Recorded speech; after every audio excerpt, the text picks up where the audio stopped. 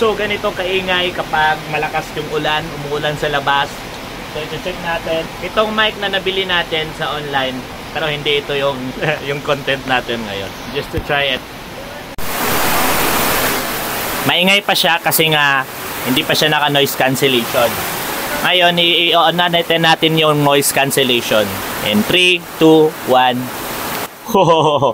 Hindi ko alam kung naririnig nyo pa ba or may mga kaunting rinig pa rin ba or mas klaro na yung boses natin. So nilalagay ko yan sa dito. Ayan. So mic check 1, 2. Guys, this is one of the best thing na medyo matagal na talaga. Hindi siya medyo, I think years na siya sa akin kasi hanggang nagagamit ko pa yung gamit ko, hindi ko pa talaga nire-replace. Yun yung pinaka-importante sa akin mga preng. So this is a Boya na brand kung saan talagang napakalupit yung quality niya, yung binibigay niya sa akin na output.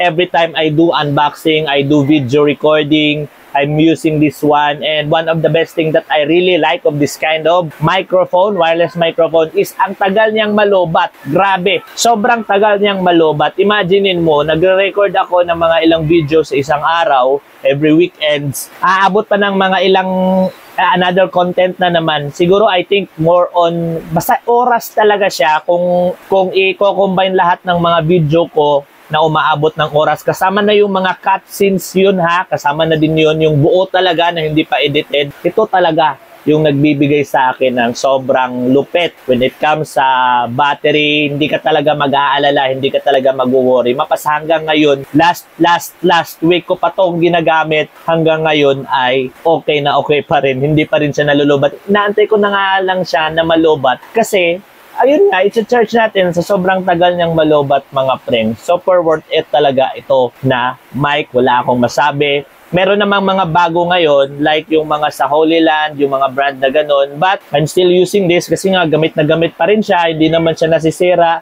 Wala naman akong nakitang hindi maganda sa kanya and I'm still using it talaga. So hindi ko muna siya ipagpalit sa mga bago ngayon. Nagre-record ako.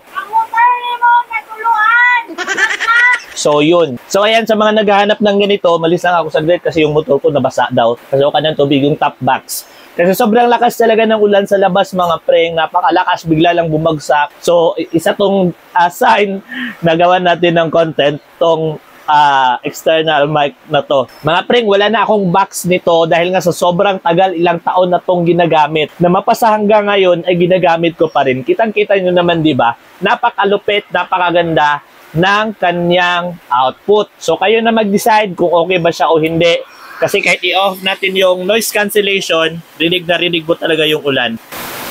Ayan, naka-off na yung noise cancellation. Pakinggan nyo yung ulan sa labas.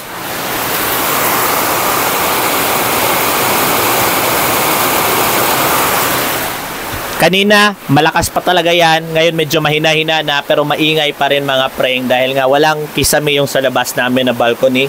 So sobrang ingay talaga niyan. So yun, on natin ulit kasi nga pag blue yan siya, it means to say naka-off ang noise cancellation. Pag on, color green. Yan, hindi pa makikita yan, green. Green, blue, green, blue. Oh. Ayan, pag green, naka-on na yung noise cancellation. So yan ang mga preng, yan lang for update sa aking, hindi ko alam ilang taon na to sa akin na ginagamit na sa sobrang tagal na talaga. Good talaga yung mga brands na ganito na pagdating sa matibay, pang matagalan, I really recommend this kind of brand. Boya. Dalawa lang yan sila yung dati yung Rode, at saka Rode ba tawag nan, at saka itong Boya. Kung gusto mo ng pricey, pumunta ka sa Rode. Rode ba? Correct me if I'm wrong ha.